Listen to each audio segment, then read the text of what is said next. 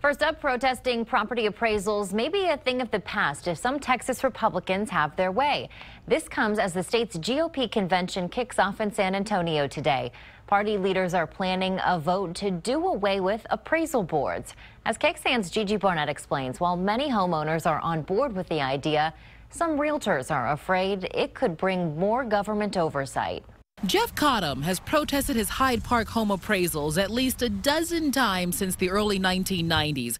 But this last year may be the biggest hike he's seen yet. I said, y'all raised me $160,000, 40% of my property in 1 year.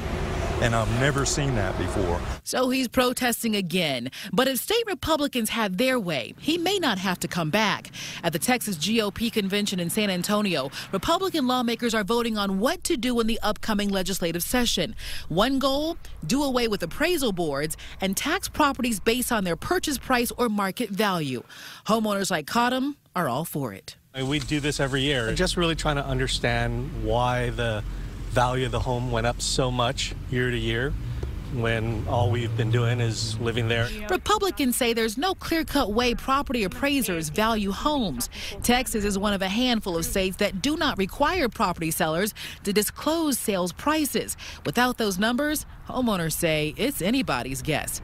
But realtors, who usually get a sales commission, say the disclosure would tamper with the seller's privacy rights and bring in more, not less, government control. For the first time in Texas history, if a proposal like this went into effect, that ultimately people would have to tell the government what they paid for a piece of property in a private transaction. Cottom has a solution. I think they ought to have one set of taxes for people who have lived in a house for a long time and just want to exist. I'm Gigi Barnett, KXAN News. Republican lawmakers say their vote would also include replacing some school property taxes with sales taxes. Earlier this week, we told you the Travis Central Appraisal District has a record-breaking 140,000 protests this year.